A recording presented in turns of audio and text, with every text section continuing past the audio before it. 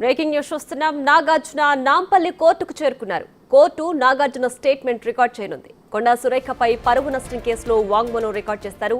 నాగార్జునతో పాటు witness statements కూడా record చేయనుంది కోర్టు.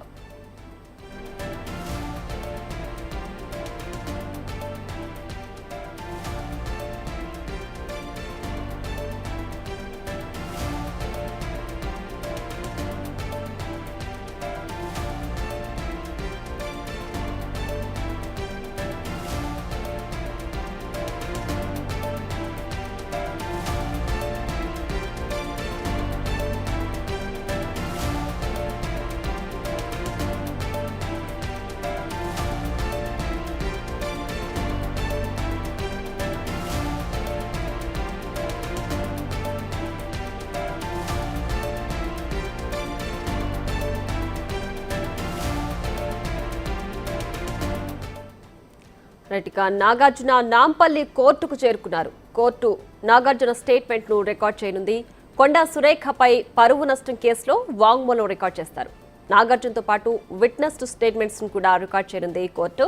నాగార్జున నాంపల్లి కోర్టుకు చేరుకున్నారు. కొండా సురేఖపై పరువు నష్టం దావా వేశారు నాగార్జున. సో దీనికి సంబంధించి ప్రస్తుతం నాంపల్లి కోర్టుకు చేరుకున్నారు.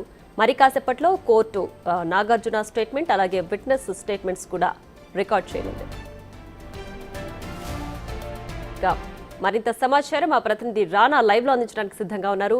రాణా, చెప్పండి, నాగార్జున నాంపల్లి కోర్టుకు చేరుకున్నారు కదా, ఎంతసేపట్లో ఆయన స్టేట్మెంట్ ను రికార్డ్ చేసే అవకాశం ఉంది? దాదాపు ఉదయం నుంచి కూడా చాలా ఉత్కంఠ అనేది కొనసాగుతుంది.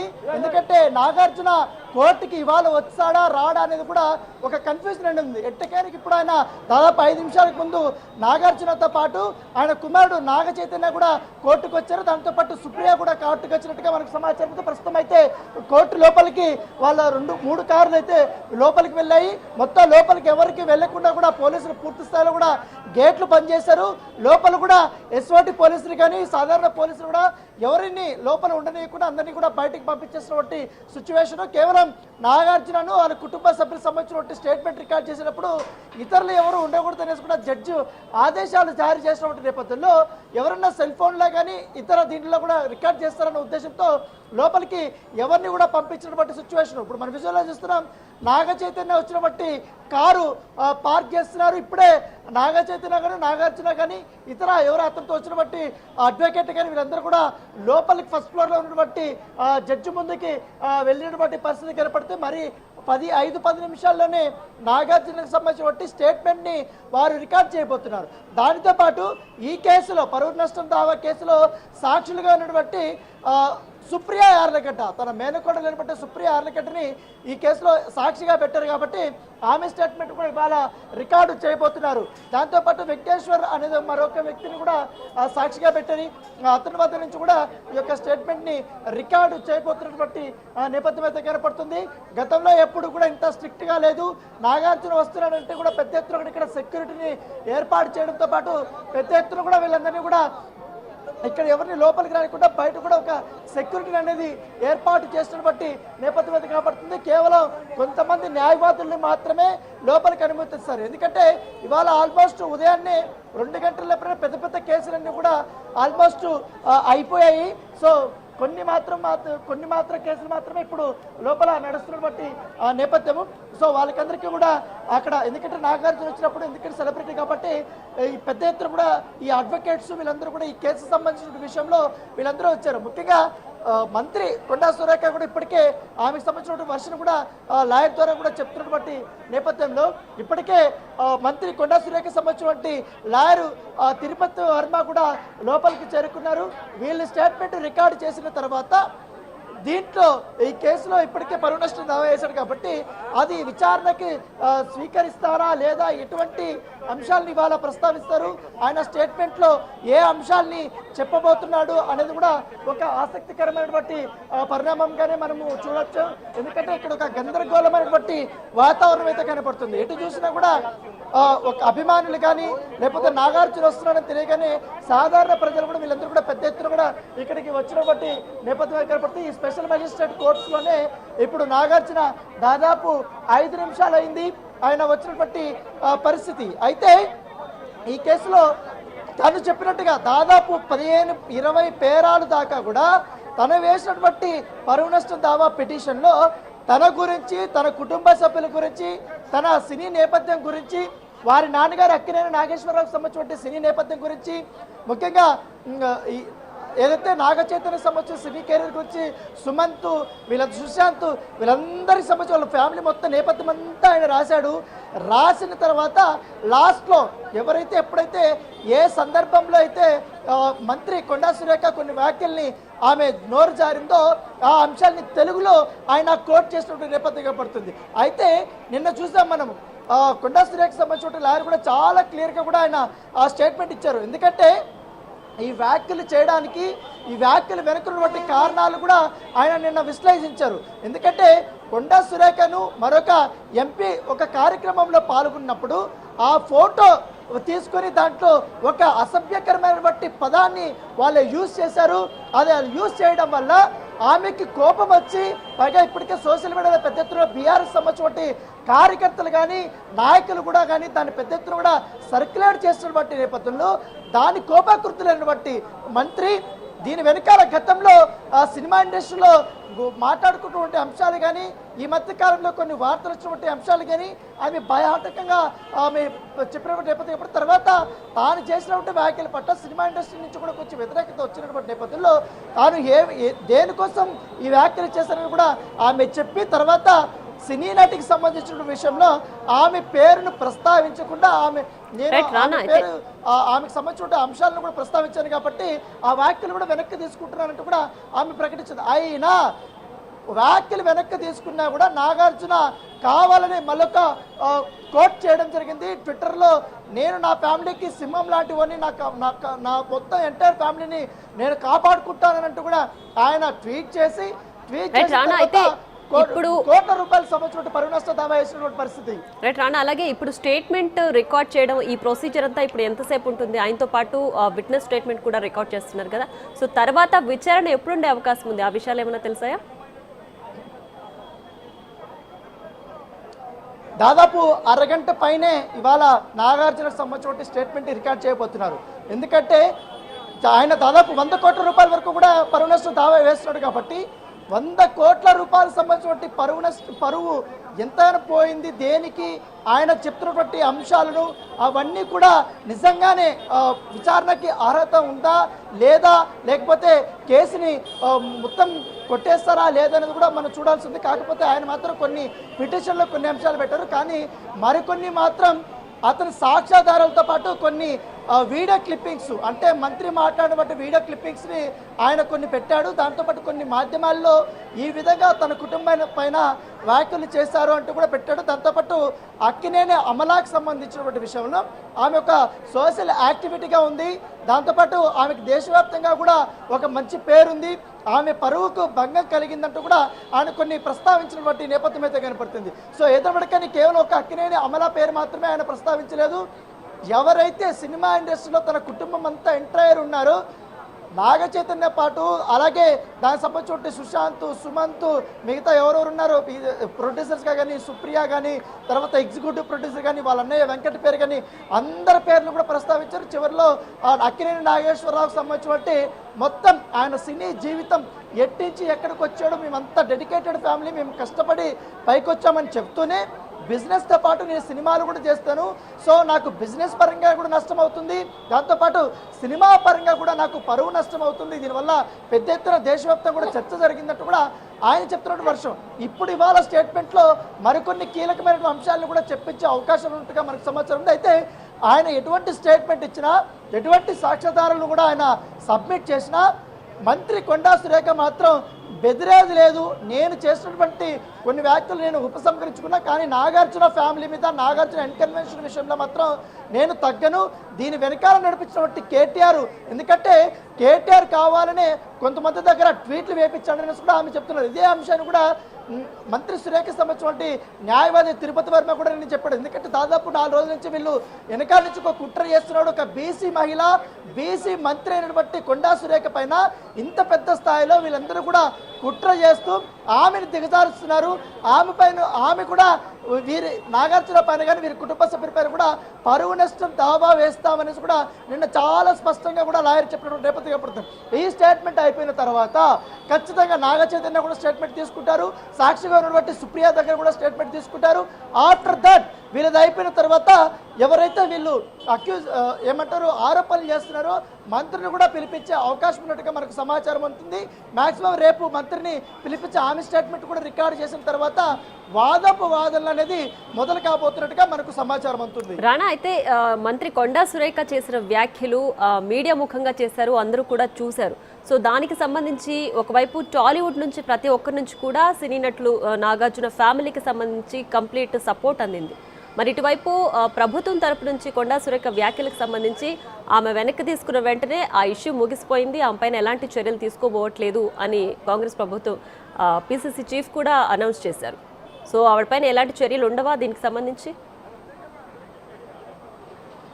అంటే తాను చేసినటువంటి వ్యాఖ్యలు ఎందుకోసం చేశాను, దేనివల్ల చేశాను అనేది కూడా చాలా క్లియర్ కట్ కూడా ఆమె ఎక్స్ప్లెనేషన్ ఇచ్చింది. ఎందుకంటే బీఆర్ఎస్ నేతలు కానీ కేటీఆర్ కానీ వీళ్ళందరూ కూడా పని కట్టుకొని మంత్రి కొండా సురేఖని టార్గెట్ చేసుకుంటూ వారికి సంబంధించినట్టు 30 దాకా కూడా యూట్యూబ్ ఛానల్స్ ఉన్నాయో, కొన్ని పేపర్స్ ఉన్నాయో, దాంతో సోషల్ మీడియాలో కొన్ని ట్విట్టర్ హ్యాండిల్స్ కానీ ఫేస్బుక్ హ్యాండిల్స్లో కానీ వీళ్ళన్నింటిలో కూడా నోటితో కూడా చెప్పినటువంటి అసభ్య పదజాలం ఒకటి పెట్టి టైటిల్ రఘునందన్ రావుకి కొండా సురేఖ ఫోటో పెట్టి దాన్ని వేరేలాగా వాళ్ళు పోర్ట్రేట్ చేయడం.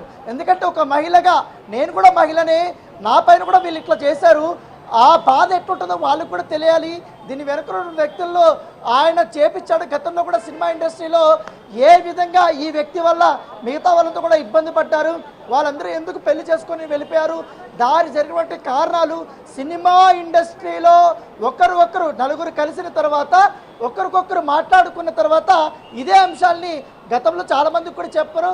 ఆ సినీ సర్కిల్లో వినిపిస్తున్నటువంటి గుసగుసలు మాటలు అవి మాత్రమే నేను ప్రస్తావించాను. నేను ప్రస్తావించిన బట్టి అంశాల్లో కొన్ని మాటలు నోరు జారాయి, వాటికి ఆ వ్యాఖ్యలు నేను వెనక్కి తీసుకుంటానంటూ కూడా మంత్రి చాలా స్పష్టంగా కూడా చెప్పారు. సో అయినప్పుడు కూడా ఈ వివాదం అనేది కొనసాగుతూనే ఉంది. సో నాగార్జున మాత్రం ఈ పరువు నష్ట దావా విషయంలో మాత్రం వెనక్కు తగ్గరని చెప్తున్నాడు. కాకపోతే దానికంటే ముందుగా మంత్రి కొండా సురేఖ మాత్రం నేను మాత్రం తగ్గేదే లేదు అనేసి కూడా చాలా క్లియర్గా కూడా ఆమె కూడా చెప్తుంది. దీని వెనక ఉన్నటువంటి చేర్పిస్తున్నటువంటి ఈ అన్ని దుష్ప్రచారం చేపిస్తున్న వ్యక్తి ఎవరైతున్నారో కేటీఆర్ను కూడా వదిలే ప్రసక్తే లేదనేసి కూడా ఆమె కూడా చెప్తున్నటువంటి నేపథ్యం కాబట్టి ఎవరికి భయపడే ప్రసక్తి లేదు. ఉద్యమాల నుంచి వచ్చాము, చిన్నప్పటి నుంచి నా జీవితమే ఒక పోరాటమే ఉంది కాబట్టి ఆ పోరాటం అంతా నాకు కూడా తెలుసు. ఎవరు బెదిరించినా ఎవరు దుష్ప్రచారం చేసినా నేను ఎవరిని వదిలి ప్రసక్తే లేదనేసి కూడా ఆమె కూడా చెప్తున్నారు. సో చూడాలి మనం. ఇప్పుడు కోర్టులో ఇప్పుడు దాదాపు 10-15 నిమిషాలు అయిపోయింది ఆల్మోస్ట్. సో ఇప్పుడే లోపల ఉన్నటువంటి నాగార్జున కూడా ఒక 10 నిమిషాలు పక్కన కూర్చున్న తర్వాత జడ్జి దగ్గరికి వెళ్ళినట్టుగా మనకు సమాచారము. సో ఆయన ఇంకా స్టేట్మెంట్ స్టార్ట్ అయిన తర్వాత ఒక దాదాపు 30 మినిట్స్ వరకు ఉండబోతున్నట్టుగా మన సమాచారం. జడ్జి ఆయన వర్షన్ అంతా కూడా విన్న తర్వాత రేపటికి వాయిదా వేసే అవకాశం ఉంది. ఇంకా ఎందుకంటే దాదాపు 4 నుంచి తీసుకోవాలి కాబట్టి స్టేట్మెంట్ తీసుకున్న తర్వాత రేపటికి వాయిదా ఇస్తారా, లేకపోతే మంత్రి కొండా సురేఖని కూడా రేపు కోర్టుకి రమ్మని పిలుస్తారా లేదనేది కూడా ఒక ఆసక్తికరమైన పరిణామం చెప్పుకోవచ్చు. రైట్ రానా, అయితే ఇప్పటికే దీనికి సంబంధించి హీరో నాగార్జున స్టేట్మెంట్ అయితే రికార్డ్ చేస్తున్నారు కదా, అంటే పరువు నష్టం దావా దాదాపు ఆయన 100 కోట్ల వరకు వేసినట్లుగా తెలుస్తోంది. దీనికి సంబంధించి ఇప్పుడు ఏదైతే స్టేట్మెంట్ ఇస్తున్నారో ఇది ప్రూవ్ అయితే ఆ 100 కోట్ల రూపాయలు కొండా సురేఖ పే చేయాల్సి ఉంటుందా? రైట్, హీరో నాగార్జున ఏదైతే కొండా సురేఖ వ్యాఖ్యలు చేశారో దానికి సంబంధించి పరువు నష్టం దావా వేశారు. దానికి సంబంధించి ఆయన నాంపల్లి కోర్టుకు చేరుకుని స్టేట్మెంట్ ఇస్తున్నారు. సో ప్రస్తుతం ఆ స్టేట్మెంట్ రికార్డ్ చేసే ప్రొసీజర్ జరుగుతోంది. హీరో నాగార్జునతో పాటు విట్నెస్ స్టేట్మెంట్స్ కూడా నాంపల్లి కోర్టు రికార్డ్ చేస్తోంది. ప్రస్తుతం మరో అరగంట పాటు ఈ ప్రొసీజర్ జరగనున్నట్లుగా తెలుస్తోంది.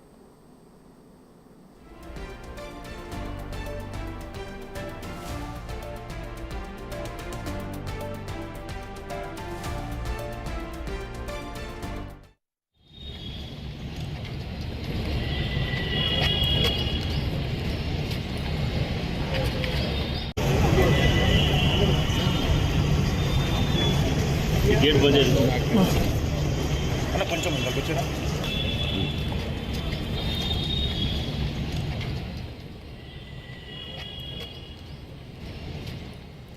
రైట్, ఇక బిగ్ టీవీ స్క్రీన్ పైన మనం విజువల్స్ లో చూస్తున్నాం. హీరో నాగార్జున నాంపల్లి కోర్టు మెట్లెక్తూ లోపలికి వెళ్తున్న విజువల్స్ చూస్తున్నాం. సో కొండా సురేఖ ఏదైతే వ్యాఖ్యలు చేశారో దానికి సంబంధించి హీరో నాగార్జున పరువు నష్టం దావా వేశారు. సో నాంపల్లి కోర్టుకు చేరుకుని ఆయన స్టేట్మెంట్ కూడా రికార్డ్ చేస్తున్నారు నాంపల్లి కోర్టు. నాగార్జునతో పాటు విట్నెస్ స్టేట్మెంట్స్ కూడా నాంపల్లి కోర్టు రికార్డ్ చేస్తోంది. సో 100 కోట్ల రూపాయలకు పైగా ఈ పరువు నష్టం దావాలో ఆయన దావా వేసినట్లుగా కూడా హీరో నాగార్జున పరువు నష్టం దావా వేసినట్లు తెలుస్తోంది. సో దీనికి సంబంధించి రికార్డ్ స్టేట్మెంట్ తీసుకున్న తర్వాత రేపటికి విచారణ వాయిదా వేసే అవకాశం ఉన్నట్లు కూడా ప్రస్తుతం వరకు తెలుస్తోంది.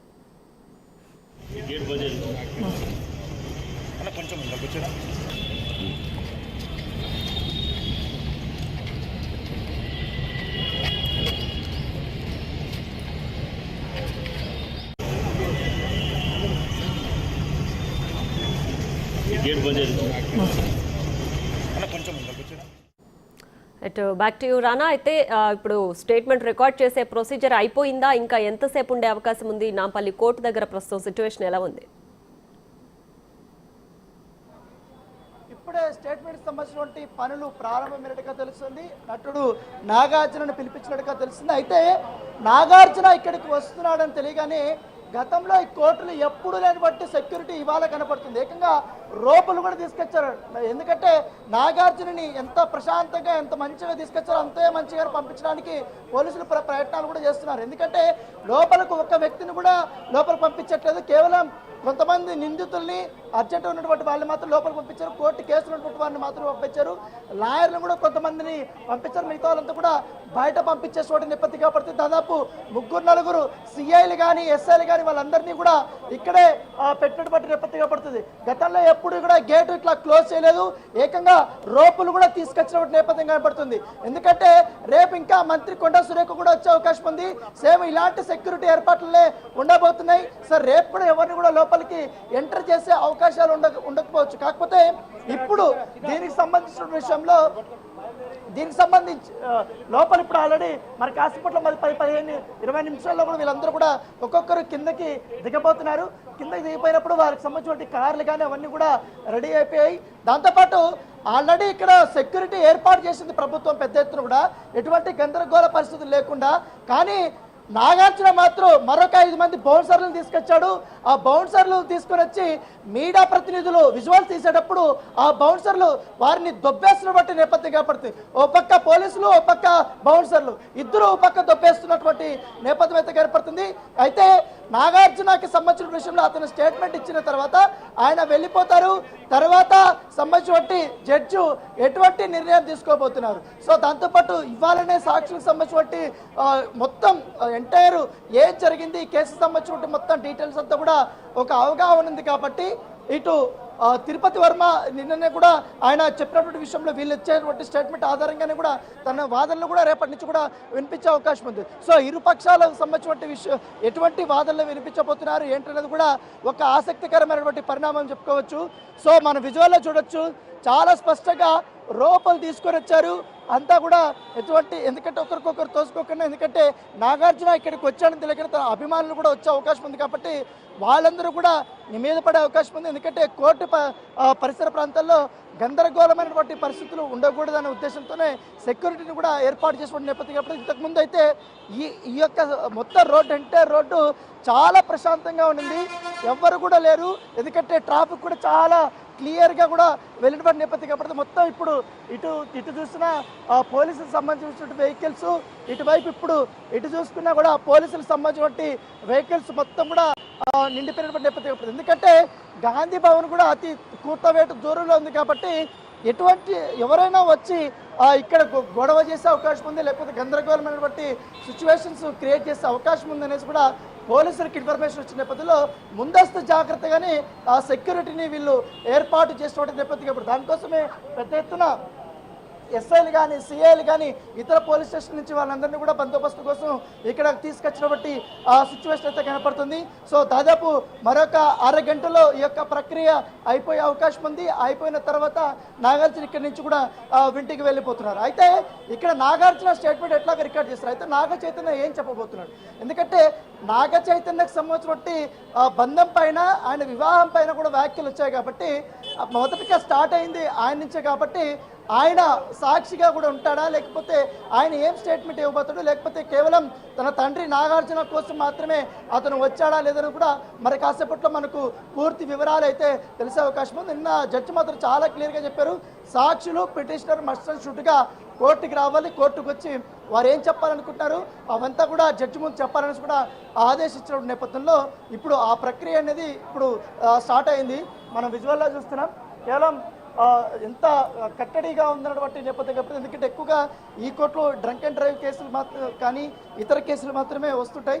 కానీ ఈ పరువు నష్టం కేసు ఇవన్నీ కూడా ఇప్పుడు ఇక్కడికి వచ్చిన దాంతోపాటు ప్రజాప్రతినిధుల కోర్టు కూడా ఇక్కడే ఉన్నటువంటి నేపథ్యంలో కొండా సురేఖ ఒక ప్రజాప్రతినిధి, పైగా మంత్రిగా కూడా ఉన్నాడు కాబట్టి ఈ ప్రభుత్వంలో. సో ఈ నేపథ్యంలో అందుకని ఈ కోర్టులకి ఈ కేసు వచ్చినటువంటి నేపథ్యం అయితే కనపడుతుంది. సో మొత్తం ఈ కోర్టు ఆవరణంతా కూడా చాలా తక్కువ మందితో వీళ్ళందరితో కూడా ఉన్నటువంటి నేపథ్యం అయితే కనపడుతుంది. కొన్ని ఇప్పటికే ప్రారంభమే. ఇక హీరో నాగార్జున కొండా సురేఖ చేసిన వ్యాఖ్యలకు సంబంధించి పరువు నష్టం దావా వేశారు. దానికి సంబంధించి ఆయన నాంపల్లి కోర్టుకు చేరుకుని ఆయన రికార్డు స్టేట్మెంట్ ఇస్తున్నారు. ఆయనతో పాటు వాళ్ళ మిస్సెస్ అమల, అలాగే సుప్రియ, శ్రీనివాసులు వీళ్ళందరూ కూడా విట్నెస్ స్టేట్మెంట్స్గా వాళ్ళ స్టేట్మెంట్ రికార్డ్ చేయబోతున్నారు. సో ఈ ప్రొసీజర్ అంతా మరో అరగంట పాటు ఉండే అవకాశం ఉంది. దీనికి సంబంధించి నాంపల్లి కోర్టు పరిసర ప్రాంతాల్లో కూడా శాంతి భద్రతల దృష్ట్యా అక్కడ కొంచెం ఆంక్షలు కూడా ఉన్నట్లుగా తెలుస్తోంది. పోలీసులంతా కూడా కట్టుదిట్టమైన భద్రత ఏర్పాటు చేసి సేఫ్గా అక్కడ ప్రొసీజర్ అంతా జరిగేలాగా చర్యలు తీసుకుంటున్నట్లుగా కూడా తెలుస్తోంది. మనం బిగ్ టీవీ స్క్రీన్ పైన చూడొచ్చు. నాగార్జున అలాగే అమల నాంపల్లి కోర్టు లోపలికి వెళ్తున్నారు. మెట్లెక్కుతూ కూడా ఏదైతే వాళ్ళు పరువు నష్టం దావా వేశారో దానికి సంబంధించి స్టేట్మెంట్ రికార్డ్ చేయడానికి వాళ్ళు లోపలికి వెళ్తున్న దృశ్యాలు కూడా మనం బిగ్ టీవీ స్క్రీన్ పైన చూడొచ్చు.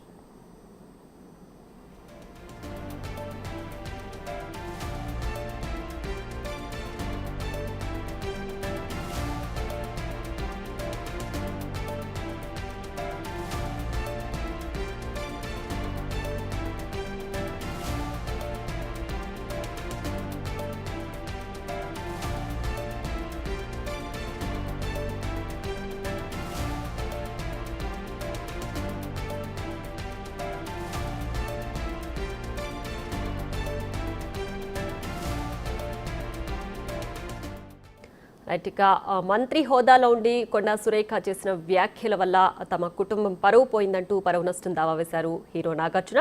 దీనికి సంబంధించి ఆయన నాంపల్లి కోర్టుకు చేరుకుని కోర్టుకు స్టేట్మెంట్ తను స్వయంగా ఇస్తున్నారు.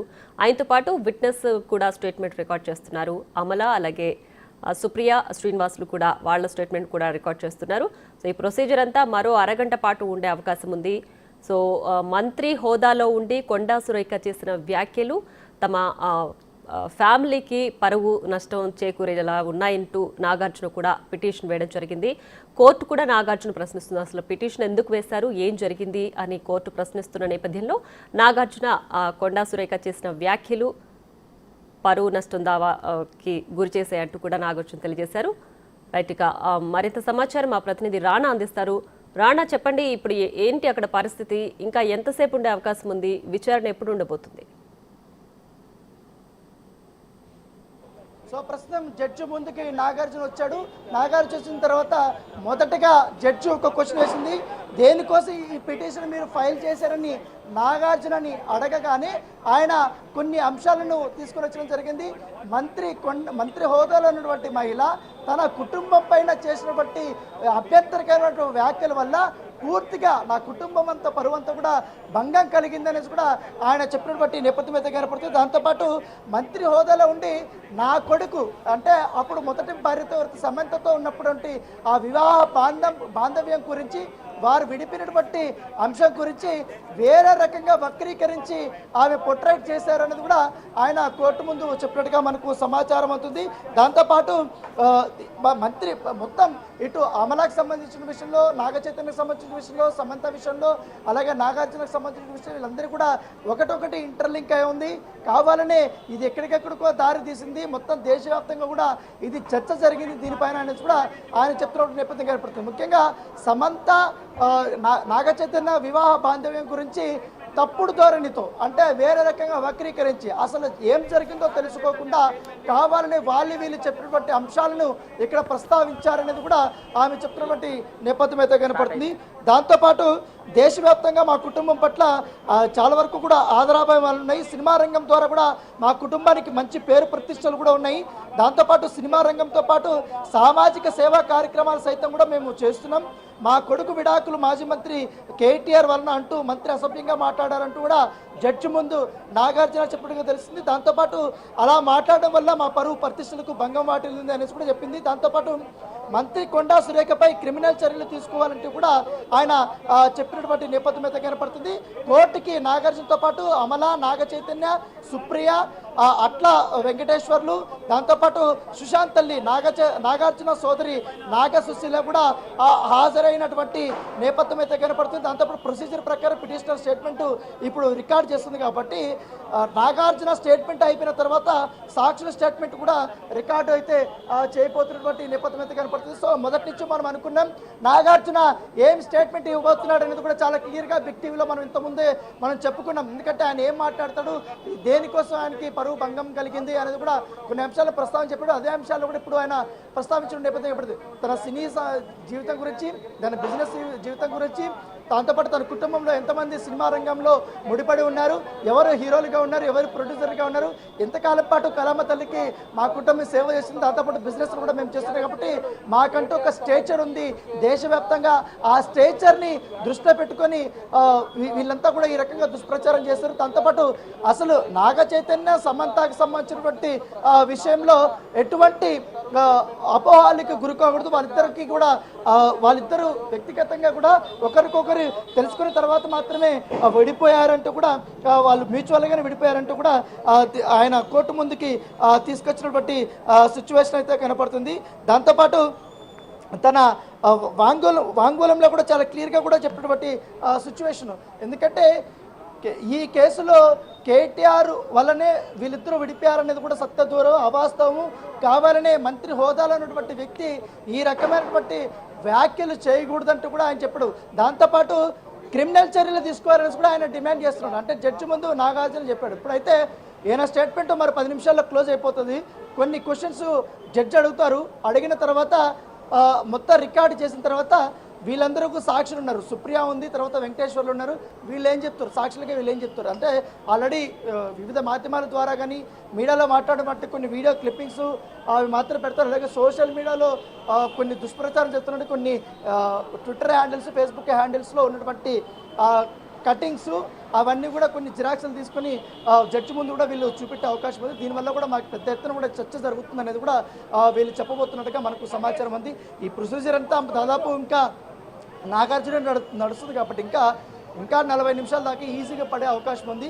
సో అయిపోయిన తర్వాత వీళ్ళ చాప్టర్ అయిపోతుంది. నాగార్జునకు సంబంధించినటువంటి అంశాన్ని అంతా కూడా జడ్జి తీసుకుంటారు కాబట్టి రేపు కొండా సురేఖకి సంబంధించినటువంటి నిజంగానే ఆమె వర్షను కూడా తీసుకుంటారా లేదా కూడా ఒక ఆసక్తికరమైనటువంటి పరిణామంగానే మనం చూడాలి. సో ఇంకా లోపల ఉన్నటువంటి వ్యక్తులు కూడా ఎవరైనా ఉన్నా కూడా ఒక్కొక్కరిని బయటకు పంపించేస్తున్నారు. అయితే నాగార్జున స్టేట్మెంట్ ఇస్తున్నటువంటి సమయంలో కేవలం దాదాపు ఒక 7 మందిని మాత్రమే అలౌ చేసినట్టుగా మనకు సమాచారం ఉంటుంది. నాగార్జున సంబంధించిన తరపు లాయరు, అలాగే కొండా సురేఖకు సంబంధించిన లాయరు, సుప్రియ, అలాగే అమల, నాగ చైతన్య వీళ్ళు, అలాగే జడ్జి రూమ్ ఉన్నటువంటి కొంతమంది వీరు మాత్రమే ఉన్నారు. సో ఇంత తలుపులేసారు. మిగతా అయితే ఎవరైతే ఆ ప్లేస్లో లేనట్టుగా మనకు సమాచారం అవుతుంది. ఇంకా స్టేట్మెంట్ రికార్డ్ ప్రాసెస్ జరుగుతుంది కాబట్టి లోపల మరింకా ఈ అంశాలు ఏంటంటివి ఆయన ప్రస్తావిస్తారనేది కూడా మనం చూడాల్సి ఉంటుంది. Right Rana, thanks for the updates.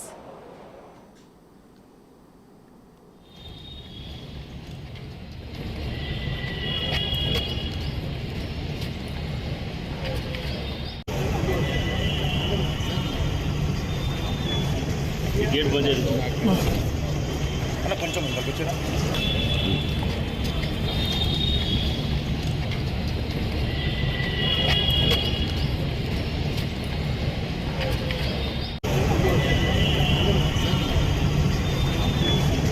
Gate బంద్ చేయండి అన్న, కొంచెం ముందుకు వచ్చారా? ఇక ఆధారాలు లేకుండా అనుచిత వ్యాఖ్యలు చేశారు మంత్రి హోదాలో ఉండి కొండా సురేఖ అంటూ హీరో నాగార్జున తన స్టేట్మెంట్ను నాంపల్లి కోర్టుకు వినిపిస్తున్నారు. సో ఆయనతో పాటు నాగార్జునతో పాటు అమల, అలాగే నాగ చైతన్య, సుప్రియ, శ్రీనివాసులు కూడా విట్నెస్ స్టేట్మెంట్లుగా వాళ్ళ స్టేట్మెంట్ కూడా రికార్డ్ చేయడానికి నాంపల్లి కోర్టుకు చేరుకున్నారు. సో దేనివల్ల పిటిషన్ వేశారు అని కోర్టు ప్రశ్నించగా దానికి సంబంధించి నాగార్జున తన స్టేట్మెంట్ రికార్డ్ చేస్తున్నారు. తను కేవలం సినీ ఫీల్డ్లోనే కాదు, సామాజిక సేవ కూడా చేస్తున్నాను అంటూ ఆయనకు సంబంధించిన ఫ్యామిలీ హిస్టరీ గురించి కూడా కోర్టుకి తెలియజేశారు హీరో నాగార్జున. సో ఏవైతే తన పరువు ప్రతిష్టకు భంగం కలిగిస్తూ ఆధారం లేకుండా తన కుమారుడు అక్కినేని నాగ చైతన్య అలాగే సమంతకు సంబంధించి విడాకులకు సంబంధించి ఒక మంత్రి ప్రమేయం ఉంది అంటూ కొండా సురేఖ చేసిన వ్యాఖ్యలు తన ఫ్యామిలీకి పరువు నష్టం చేకూరుస్తున్నాయంటూ కూడా హీరో నాగార్జున నాంపల్లి కోర్టుకు స్టేట్మెంట్ను రికార్డ్ చేస్తున్నారు. గేట్ బంద్ చేయండి అన్న, కొంచెం ముందుకు వచ్చారా?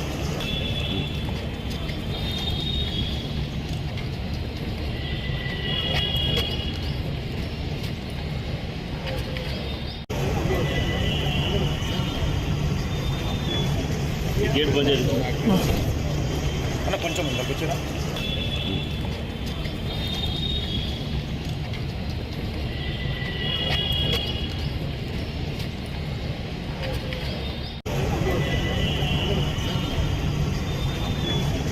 గేట్ బంద్ చేయండి అన్న, కొంచెం ముందుకు వచ్చారా?